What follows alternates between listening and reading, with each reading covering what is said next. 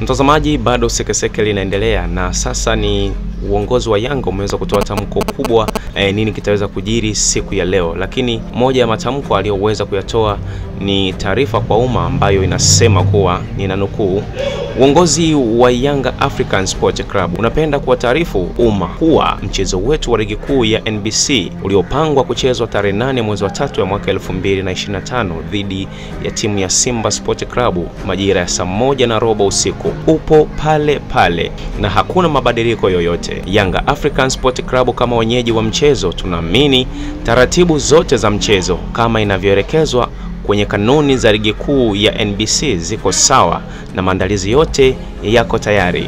Uongozi wa Yanga African Sport Club utapeleka timu uwanjani katika uwanja wa Benjamin Mkapa kama inavyoelekezwa kwenye kanuni, na hatutokuwa tayari kucheza mchezo huu siku nyingine tofauti na ya leo. Tunapenda kualika uwanjani wanachama, mashabiki, wapenzi wa klabu yetu, wadau wengine waliosafiri kutoka mkoani, nchi jirani na sehemu mbalimbali duniani kote kuja kushuhudia mchezo huu mkubwa barani Afrika. Karibuni sana.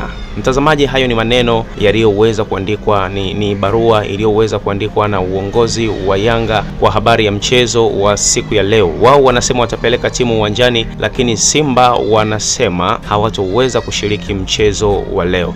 Na tutazidi kujuzana nini kinaendelea na nini kitaweza kujiri hapo baadaye. Karibu sana, endelea kufuatilia channel hii ya Sanduku la Habari. Karibu sana.